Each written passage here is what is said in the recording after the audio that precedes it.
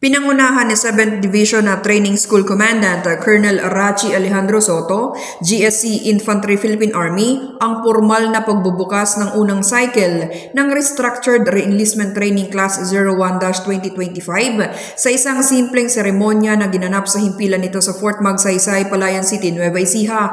Ang unang cycle ng RRT ay binubuo ng nasa 150 na mga estudyante o reenlistees mula sa iba't ibang opisina at unit ng 7ID.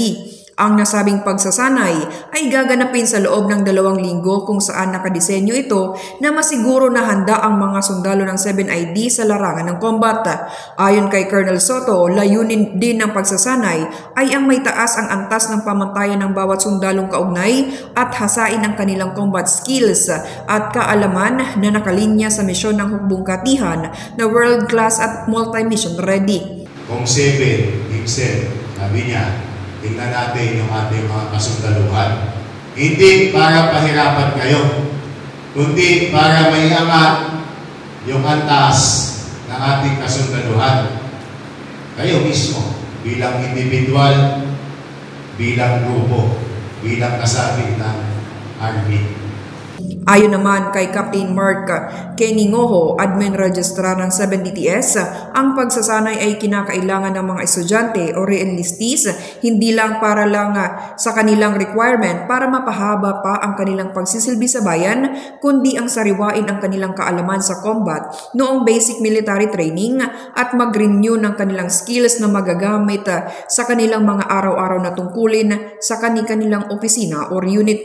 Mag-renew ulit para ma-refresh ulit at maibalik sila dun sa basic kung ano talaga yung main objective based naman dun sa individual ranks nila. Magpo-focus na tayo more on practicals. Depende sa rank or sa designation mo dun sa unit nyo, dun tayo magbabase. Samantala, bilang pinaka-senior sa lahat ng mga reenlistees, nagpaalala naman si Technical Sergeant Jomari Munoz, ang Finance Sergeant ng Delta Company 70IB, sa kanyang mga junior na sumunod lamang sa mga alituntunin ng 7DTS at mag-aral ng mabuti para sa kanilang mga bagong matututunan sa pagsasanay.